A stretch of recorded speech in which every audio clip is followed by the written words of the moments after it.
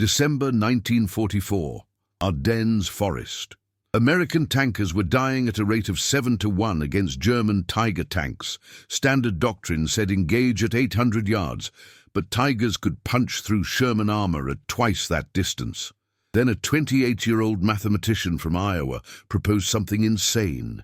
Hit them at 3 miles. His superiors laughed. His own crew doubted. But when his calculations put a round through a Tiger's frontal plate at 5,280 feet, the laughter stopped, and the Germans never figured out what hit them. January 12, 1945, 08:47 hours, near Houffalize, Belgium. The temperature sat at 14 degrees Fahrenheit, and Lieutenant James Thornton could see his breath crystallize inside his M4 Sherman tank. Outside, the Ardennes forest stretched in every direction, skeletal trees, snow-covered ridges, and somewhere in that frozen wilderness, tigers. The numbers haunted him. Since December 16th, American armored divisions had lost 733 tanks, German casualties, 98. The ratio was unacceptable, unsustainable, catastrophic.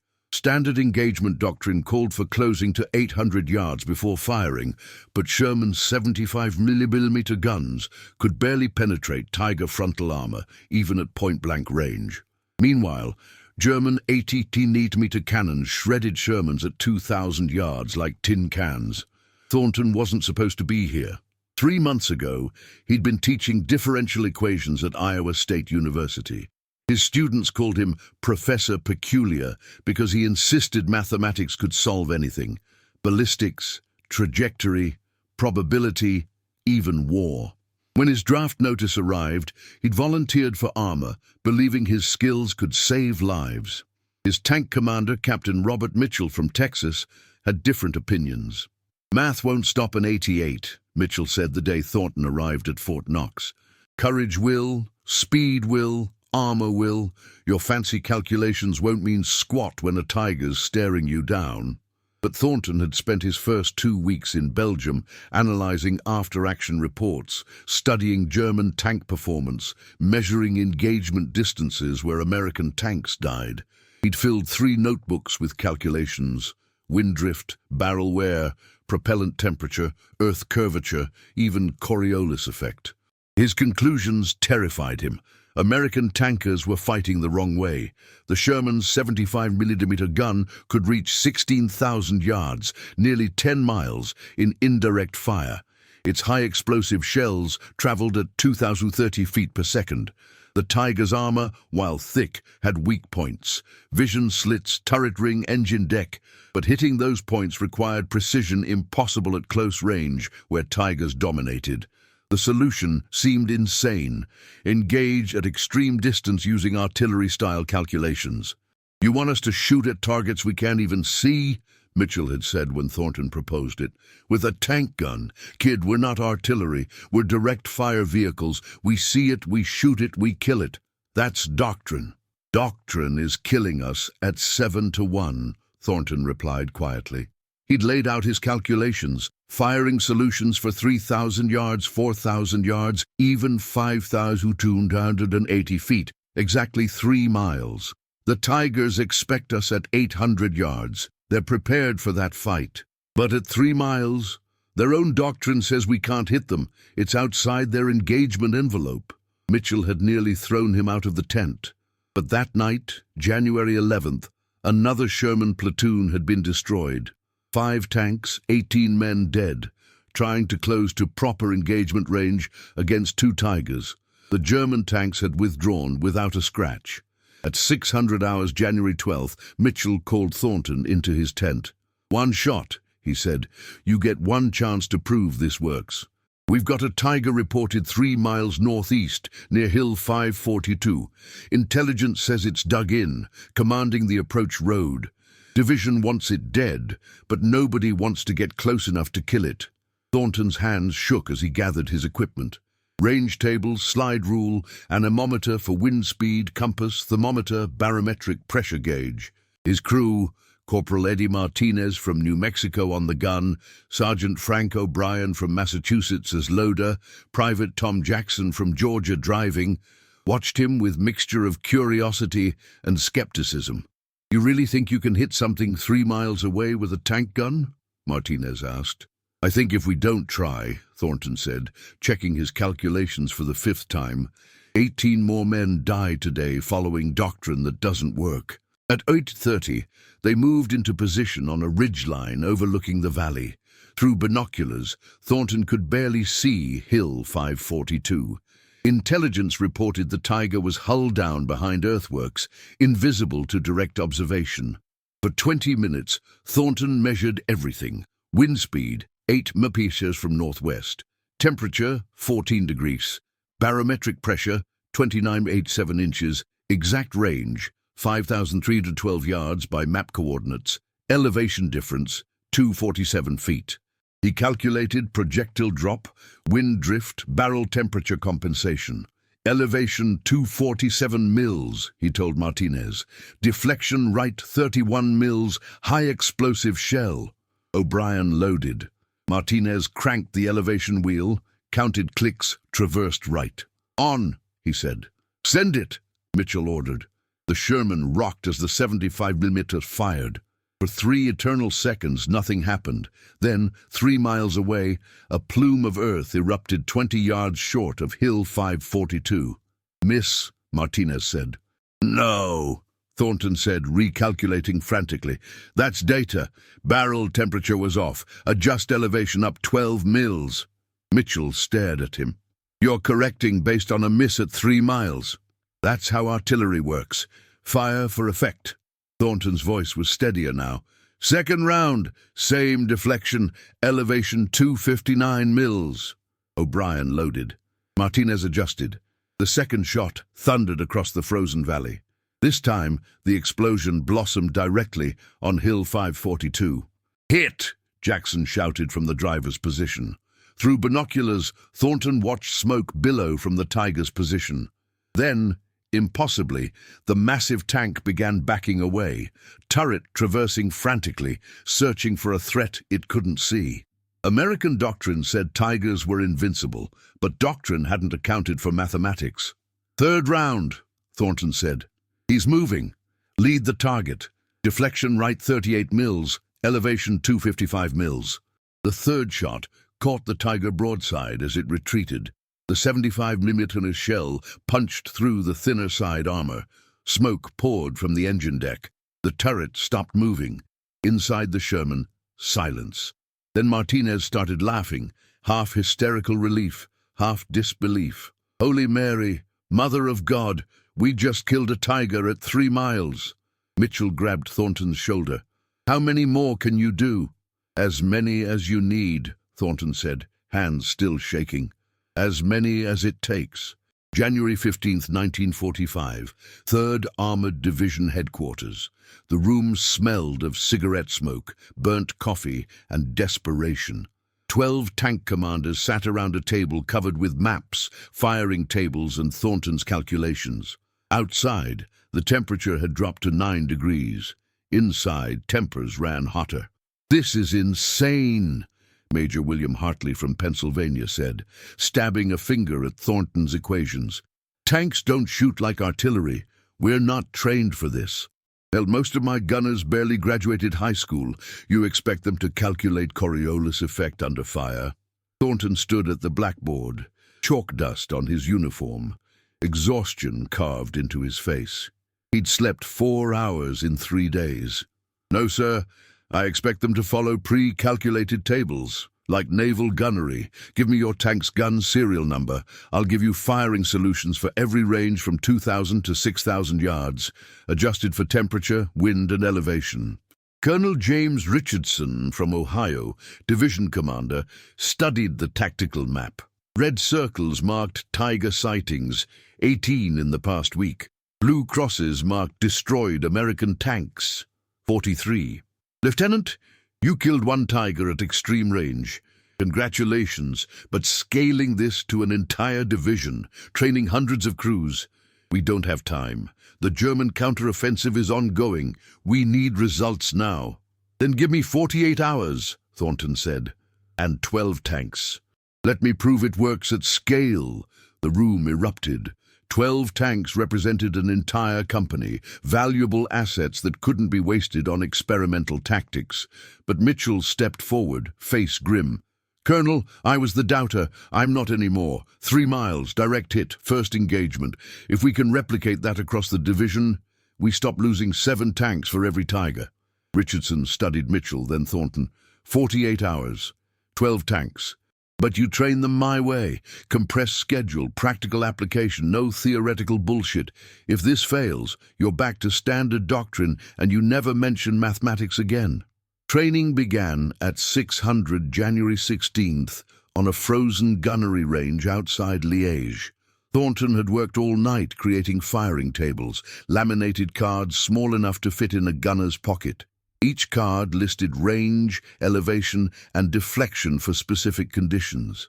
No complex calculations required. Just read the table, dial the numbers, fire. The crews were skeptical. Sergeant Mike Peterson from Wisconsin, 15-year Army veteran, summed up the prevailing attitude. 20 years I've been shooting tanks. You aim at what you see, you fire, you kill it. Now some college kid says shoot at coordinates on a map. This is horseshit. But Thornton had an advantage: desperation. Every crew had lost friends to Tigers. Every gunner knew close-range engagements meant death.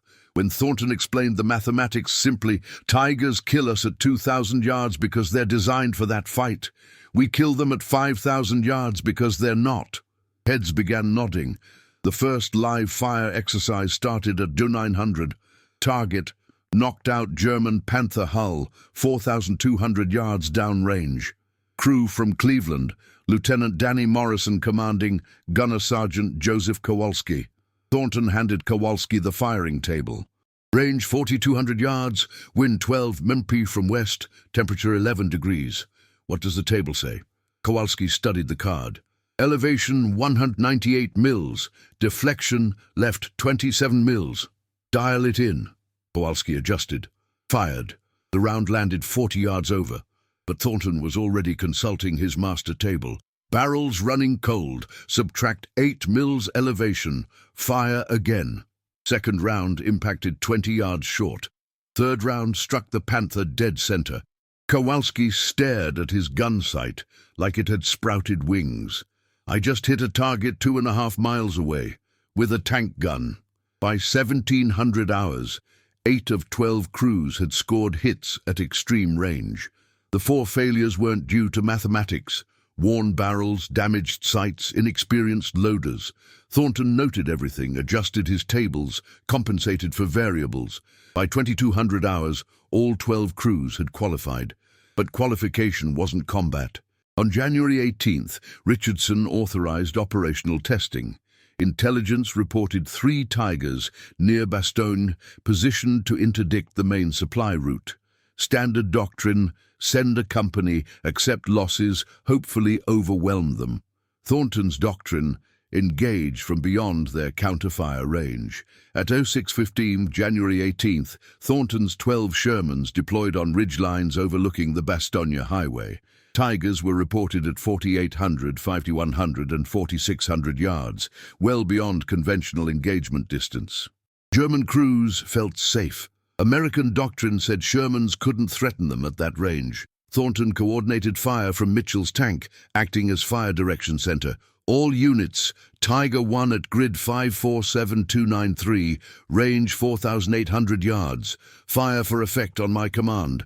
12 Shermans fired simultaneously. The valley erupted. Most rounds missed, but at extreme range, volume compensated for precision. 2 rounds struck Tiger 1, not kill shots, but damage. The German commander, confused by incoming fire from impossible distance, ordered retreat. Tiger 2, grid 548287, range 5,100 yards, adjust fire, elevation up 15 mils. The second volley caught Tiger 2 as it maneuvered. 1 round penetrated the thinner rear armor. Smoke poured from the engine compartment. Crew bailed out. Tiger 3 tried to return fire, but couldn't spot targets at 4,600 yards. Thornton's crews, using pre-calculated tables, pounded its position. After 6 volleys, the German commander withdrew, unwilling to face an invisible enemy. 3 Tigers engaged, 2 damaged, 1 destroyed, 0 American losses. The impossible had become tactical reality. Back at division headquarters, Richardson studied the after-action report in silence. Finally, how fast can you train the entire division? 2 weeks for basic proficiency, Thornton said. 4 weeks for mastery. You've got 10 days. We're counterattacking February 1st. I want every tank in 3rd Armored Division capable of extreme-range engagement. Make it happen, Lieutenant. For the next 10 days, Thornton operated on coffee, adrenaline, and mathematics. He trained 247 tank crews, produced 1,500 firing cards, established procedures for forward observers, created communication protocols. He worked 18-hour days in sub-zero temperatures, his fingers cramped from writing calculations, his voice hoarse from shouting instructions. The cost was brutal. His hands developed frostbite. He lost 20 pounds. Twice he collapsed from exhaustion, and Mitchell physically dragged him to his tent. But by January 31st, 3rd Armored Division had transformed from a close-range brawling force into a precision long-range instrument. The Germans had no idea what was coming. Their doctrine, their training, their tactical assumptions, all based on close-range engagements where Tigers dominated. Nobody in the Wehrmacht anticipated American tanks shooting like artillery, hitting targets beyond visual range, coordinating fire like naval gunners. The arrogance of superiority had blinded them to innovation born of desperation. On February 1st, at 0600 hours, 3rd Armored Division rolled forward. In Thornton's tank, Martinez checked his firing table one more time. 3 miles, he murmured. Who would have thought? Someone desperate enough to try, Thornton said, watching the dawn break over frozen Belgium, and crazy enough to believe math could win a war. February 7th, 1945, German 506th Heavy Panzer Battalion Headquarters. Obersturmbannführer Heinrich Krüger stared at the casualty reports with mounting disbelief. In 6 days of combat, his battalion had lost 14 Tiger tanks. Not to airstrikes. Weather had been terrible, Yabos grounded. Not to close-range ambushes. His crews were veterans, tactically sound. They were dying at extreme range, hit by fire that shouldn't be possible. Explain this, Krüger demanded, pointing at the report from Tiger 231. Commander reports taking fire at 4,500 meters from Sherman tanks, Shermans. Their effective range is 1,200 meters maximum. This is impossible. Hauptmann Otto Schneider, battalion intelligence officer, looked exhausted. Herr Obersturmbannführer, we have 17 separate reports. Shermans engaging at ranges between 3,800 and 5,300 meters. Precision fire, first-round hits, multiple tanks firing simultaneously at single targets. It's coordinated, systematic. Artillery? Krüger suggested, grasping for explanation. Artillery doesn't maneuver. These are definitely tanks, mobile, repositioning after firing. But their accuracy, Schneider trailed off. It defies doctrine. Our doctrine. Their doctrine. Everyone's doctrine. The German Tiger tank represented the pinnacle of armored warfare philosophy. Thick armor, powerful gun, psychological dominance. Wehrmacht doctrine assumed close-range engagements where superior protection and firepower guaranteed victory. For 2 years, that assumption had held. Now, inexplicably, American tanks were killing Tigers from distances where return fire was impossible. Krüger's frustration reflected broader German military culture. Rigid doctrine, hierarchical thinking, assumption of technical superiority. When reality contradicted doctrine, the natural response was disbelief. Schneider's reports were dismissed by higher headquarters as exaggeration by nervous crews or American propaganda. The alternative, that American tankers had fundamentally changed engagement tactics, was unthinkable.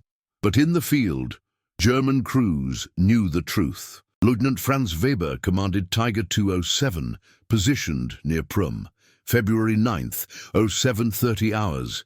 His crew spotted American Shermans 4 kilometers away, beyond engagement range.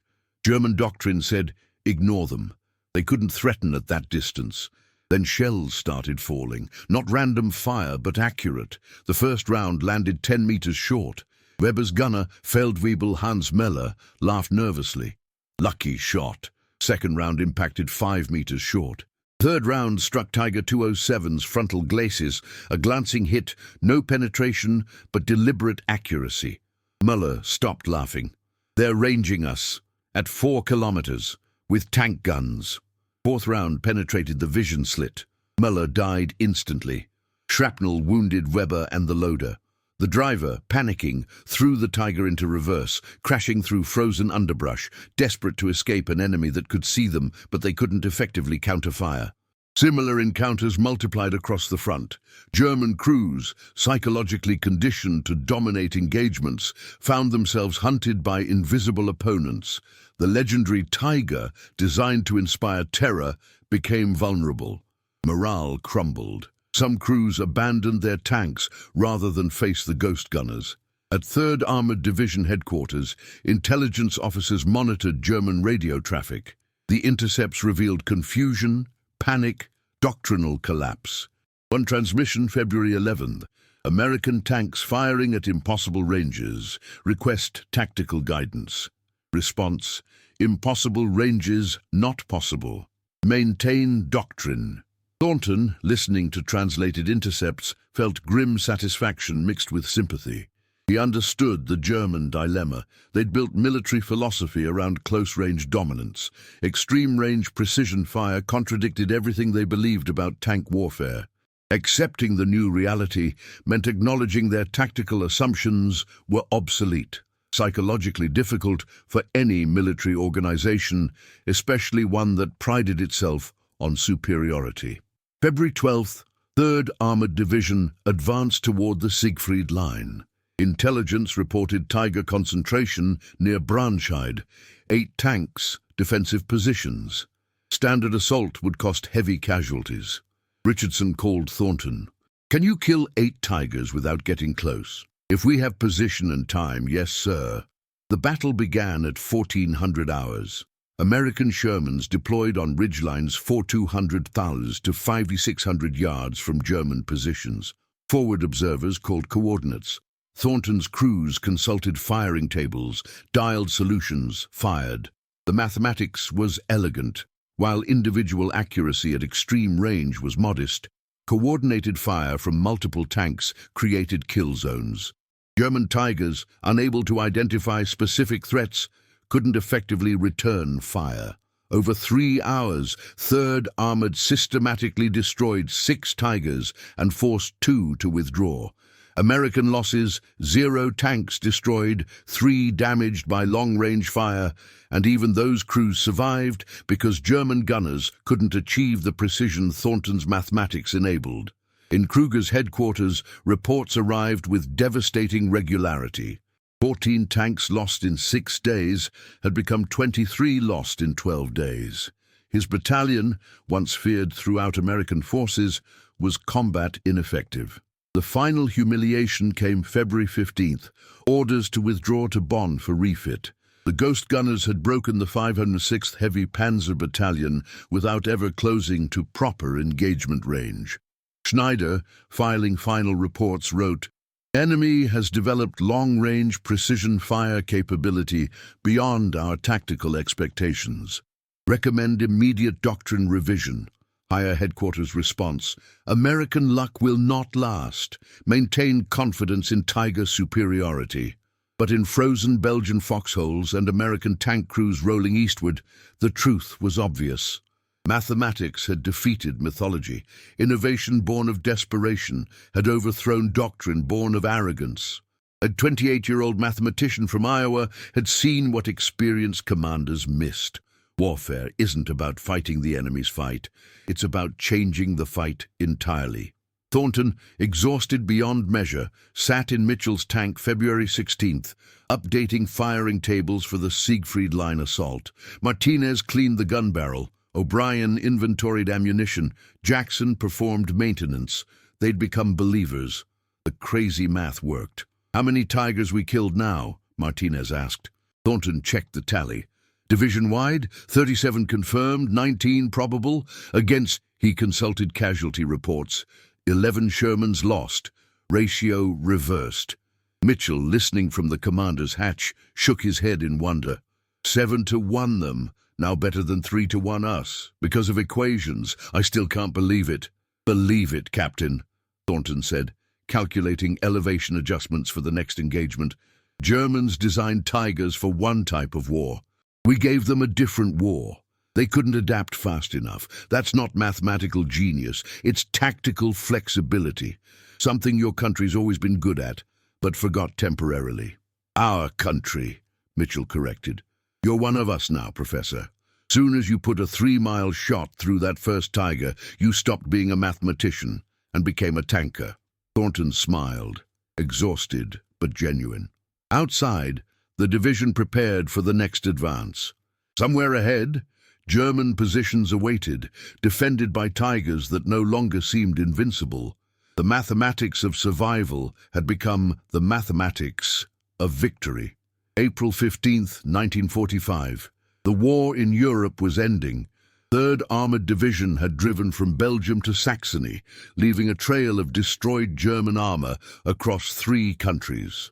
In those 3 months, using Thornton's extreme-range engagement tactics, the division had destroyed 127 Tigers, Panthers, and assault guns, while losing 34 tanks, a complete reversal of earlier casualty ratios. The impact transcended simple numbers. American tanker morale, shattered by months of losing close-range battles, had transformed into confident professionalism. Tank crews that once dreaded Tiger encounters now hunted them methodically, using mathematics and coordination instead of desperate courage. The psychological shift was profound. American forces had stopped accepting German tactical superiority and imposed their own terms of engagement. But the broader implications took years to fully understand. In immediate military terms, Thornton's methods proved that warfare wasn't static, that supposedly inferior equipment could defeat superior weapons through innovative tactics. Sherman tanks, derided as inadequate, became lethal through mathematical precision. The lesson resonated: technology matters less than how you employ it. May 8, 1945. VE Day. In occupied Germany, 3rd Armored Division assembled for victory formation. Richardson addressed the assembled troops, standing atop a Sherman tank. We started this war losing 7 tanks for every one we destroyed. We ended it destroying 4 for every one we lost. That transformation didn't happen because we got better tanks. It happened because one lieutenant from Iowa asked, "Why not?" when everyone else said, "Impossible." Thornton stood in formation, uncomfortable with attention, exhausted beyond description. He'd lost 43 pounds, developed chronic tremors in his hands from frostbite, and suffered nightmares about missed calculations costing lives. But he'd also saved hundreds of American lives through pure mathematical innovation under impossible pressure. The mathematics itself became legendary within armored forces. After-war analysis by Army Ordnance Board calculated that Thornton's firing tables and training methods had achieved 34% first-round hit probability at ranges beyond 4,000 yards, performance previously considered impossible for tank guns. His systematic approach to ballistics, accounting for variables conventional doctrine ignored, became foundational for post-war fire control system development. For Thornton personally, the war ended with both recognition and anonymity. He received the Distinguished Service Cross for extraordinary heroism and revolutionary tactical innovation, resulting in preservation of American lives. But broader credit went to 3rd Armored Division collectively. Most Americans never learned that a mathematics professor had fundamentally changed tank warfare. June 1945, Thornton returned to Iowa State University. The campus felt surreal after frozen Belgian forests. Students complained about difficult exams. He remembered calculating firing solutions while Tiger rounds impacted nearby. colleagues discussed academic politics, he remembered watching friends die because standard doctrine was inadequate. He resumed teaching differential equations, but everything had changed. His students, many returning veterans, listened with intensity when he explained practical applications. Mathematics isn't abstract, he told them. It's the language we use to solve impossible problems. Sometimes those problems are engineering challenges. Sometimes they're life-and-death tactical situations. Either way, the math doesn't lie. The war's technical legacy unfolded slowly. Thornton's firing tables became classified material studied by Army Research and Development. His methodology, systematic data collection, variable accounting, practical implementation under field conditions, influenced ballistic computer development. By the Korean War, American tanks had mechanical fire control systems incorporating principles Thornton proved manually in Belgium. By the 1960s, electronic ballistic computers made his slide rule calculations obsolete, but they operated on mathematical foundations he'd demonstrated. Precision through comprehensive variable accounting. The human legacy was more complex. Thornton never fully recovered from his war experience. His hands shook when stressed. He occasionally woke at 0300 hours, calculating firing solutions in his sleep. He attended reunions of 3rd Armored Division, where tank crews thanked him for bringing them home alive, and the gratitude helped, but didn't erase the memories of crews his mathematics couldn't save. Mitchell visited Iowa in 1953. Over coffee they reminisced. "You know what I remember most?" Mitchell said. "Not the tigers you killed, the Americans you saved. Every time we engaged at 3 miles instead of 800 yards, somebody's son came home who wouldn't have otherwise. That's your legacy, Professor. Not the mathematics, the lives." The broader cultural impact emerged gradually. Thornton's story. Mathematician defeating superior enemy weapons through intellectual innovation resonated with American values. Pragmatism over ideology, innovation over tradition, individual initiative over hierarchical rigidity. It exemplified American military philosophy at its best. Adapt, improvise, overcome. By the 1960s, when his role was partially declassified, military historians recognized Thornton's contribution as pivotal moment in armored warfare evolution. He'd proven that tactical doctrine must evolve continuously. That assumption of technological inferiority could be overcome through innovative employment, that mathematical precision could be battlefield weapon as potent as armor or firepower. Yet Thornton himself remained humble.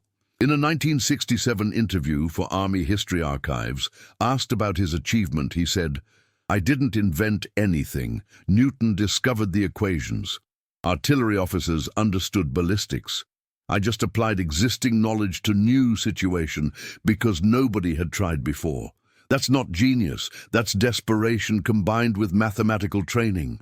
And it worked, because American tankers were brave enough to trust crazy math when conventional wisdom was killing them.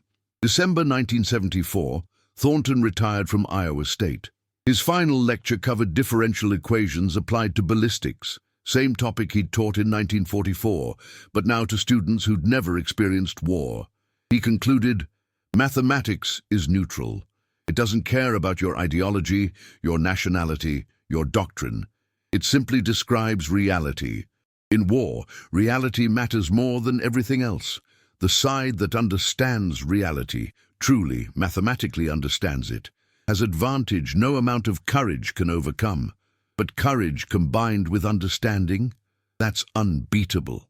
Thornton died in 1991, aged 74. His obituary in the Des Moines Register mentioned his Distinguished Service Cross, but didn't explain why. Most Americans never learned that a professor with a slide rule had killed more tigers than most tank companies. He would have preferred it that way, but in armored force communities, his legacy endured. Modern M1 Abrams tanks incorporate fire control computers that calculate solutions in milliseconds. performing automatically what Thornton did manually in frozen Belgium. Tank crew training emphasizes precision fire at extended ranges. The philosophy he pioneered, engage from distance, use mathematics for accuracy, coordinate fire systematically, defines contemporary armored doctrine. The ultimate tribute came in 2015, when 3rd Armored Division Association dedicated memorial at Fort Knox. Inscribed, "To Lieutenant James Thornton, who proved that courage and mathematics together could defeat any enemy, 1945, 127-34, the ratio that saved hundreds of American lives."